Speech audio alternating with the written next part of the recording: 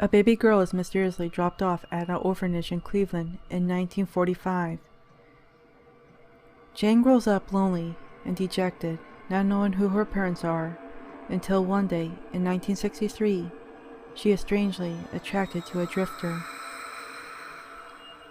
She falls in love with him, but just when things are looking up for Jane, a series of disaster strikes.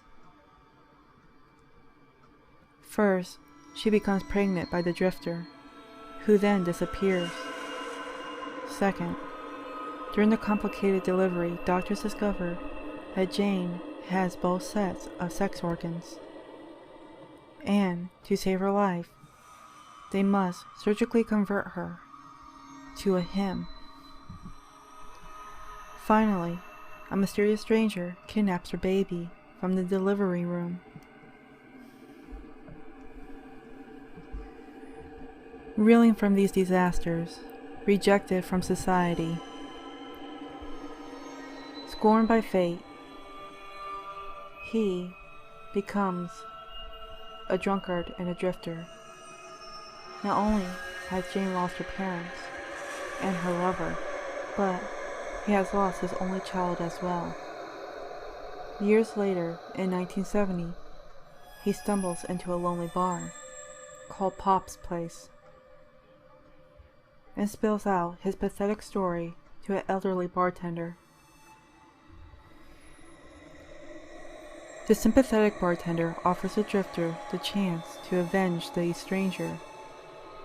The sympathetic bartender offers the drifter the chance to avenge the stranger who left her pregnant and abandoned, on the condition that he join the Time Travel Corps.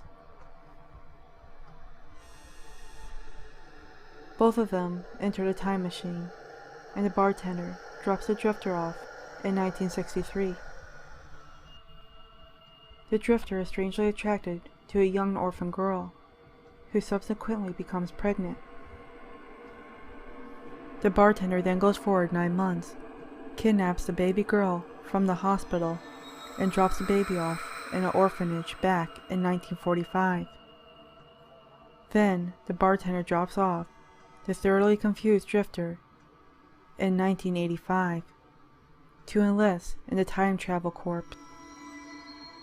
The drifter eventually gets his life together and becomes respected, an elderly member of the Time Travel Corps, and then disguises himself as a bartender and has his most difficult mission, a date with destiny, meeting a certain drifter at Pop's Place in 1970.